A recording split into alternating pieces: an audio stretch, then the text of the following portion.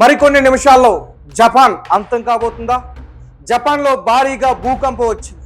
మరి కాసేపట్లో 10 మీటర్ల ఎత్తుతో ఒక పెద్ద అలలు ఎక్కడైతే సముద్ర తీరం ఉందో అక్కడ దాటబోతున్నాయి.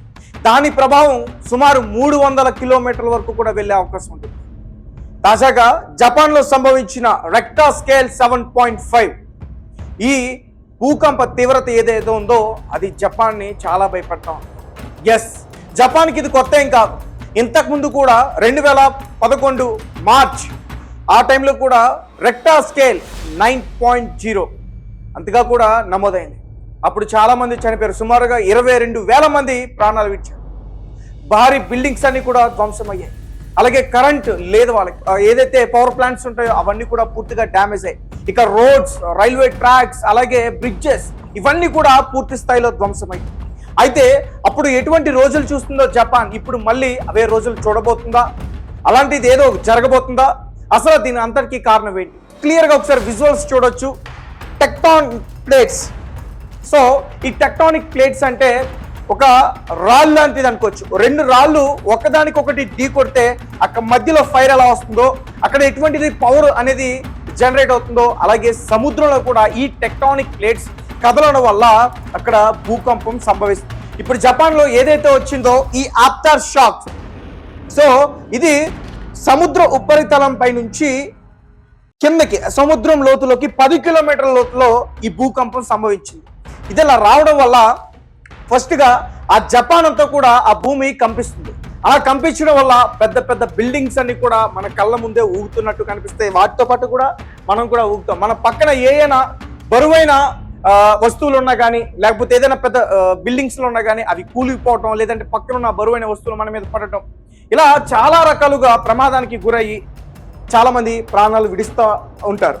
అయితే ఈ టెక్టానిక్ ప్లేట్స్ ముఖ్యంగా జపాన్లో ఎప్పుడు చూసినా ఇటువంటి భూకంపాలు ఎందుకు వస్తాయి? ఈ టెక్టానిక్ ప్లేట్స్ వల్ల. అయితే ఇటు నార్త్ అమెరికన్ ప్లేట్, అలాగే ఫురోషియా ప్లేట్, అలాగే ఫిలిప్పైన్స్ సీ ఈ ప్లేట్. సో ఈ 3 ఏవైతే ఉన్నాయో సముద్రానికి సంబంధించి ఆ టెక్టానిక్ ప్లేట్స్ జపాన్కి దగ్గరగా ఉంటాయి. సో అవి ఒకదానికొకటి ఢీకొనడం వల్ల ఆ సముద్రంలో భూకంపం అనేది ఏర్పడి ఆ జపాన్ దగ్గరికి వస్తూ ఉంటుంది. సో దీంతో జపాన్ ఇటు నార్త్ కావచ్చు, వెస్ట్ కావచ్చు, ఆ 2 ప్రదేశాల దగ్గర నుంచి కూడా ఎప్పుడు కూడా తరచుగా ఈ భూకంపాలని ఎదుర్కొనే పరిస్థితి ఉంటుంది. సో జపాన్ ఎప్పటి నుంచో కూడా భూకంపం వస్తుందని హెచ్చరిస్తుంది. సుమారు 2023-24 టైం నుంచి కూడా 2025-26 టైంలో భారీగా భూకంపం సంభవించే అవకాశం ఉంటుంది. ఇంతకుముందు 2011లో ఏ రకంగా అయితే ఈ భూకంపం సంభవించి అప్పుడు ఎలా అయితే ప్రాణాలు విడిచారో ప్రజలు, అదే రకంగా మళ్ళీ వచ్చే పరిస్థితి ఉంటుంది. ఈసారి వచ్చే ఈ భూకంపం, అలాగే దాని ద్వారా వచ్చే ఈ సునామీ సముద్రం తీరంలో సుమారుగా 10 మీటర్ల ఎత్తులో ఒక పెద్ద అలలు వచ్చి చాలా చాలా పెద్ద ప్రమాదం జరిగి ఉంది. అలాగే దాని ప్రభావం సుమారు 300 కిలోమీటర్లు. ఒకవేళ అటువంటిదే జరిగితే మాత్రం ఖచ్చితంగా జపాన్ అనేది మ్యాప్లో ఇక కనిపించే అవకాశం కూడా ఉండదు. సో రీసెంట్గా నేను కొన్ని విషయాలు చెప్పే ప్రయత్నం చేస్తా. అసలు ఈ రెక్టర్ స్కేల్ ఏంటి, ఈ 9.0 ఏంటి, 7.5 ఏంటి? ఈ 7.5 వల్ల రావడం వల్ల, ఈ రెక్టర్ స్కేల్ అంత నమోదం వల్ల జపాన్లో ఎటువంటి ప్రమాదాలు జరుగుతాయంటే ఖచ్చితంగా భారీ విధ్వంసం అయితే జరుగుతుంది. చాలా చాలా పెద్ద భవనాలన్నీ కూడా కూలిపోతాయి.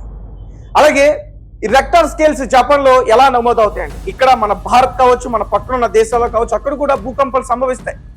సో 3.0 నుంచి 4.0 పెద్దగా ప్రమాదం లేదు. భూమి ఓ మాత్రం కంపిస్తుంది, ప్రమాదం అయితే ఉండదు.